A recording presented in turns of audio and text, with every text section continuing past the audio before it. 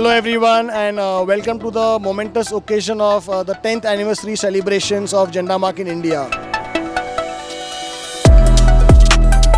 Because we entered India 10 years back with some dreams and aspirations, and 10 years hence now, most of them have come true. I extend my heartfelt gratitude to all my employees who have worked tirelessly to bring this vision into reality.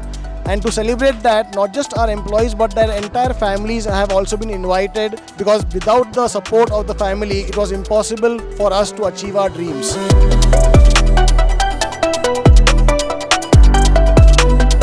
It's been a phenomenal experience working with Jendamark since last 10 years. I have seen the growth of Jendamark since the first year that Jendamark entered into India, and I have been part and parcel of the entire journey.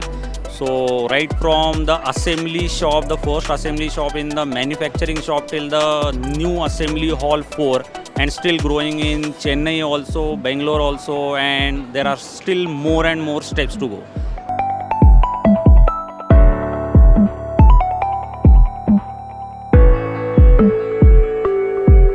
We are celebrating our 10th anniversary, a decade, and we are having this fun fair.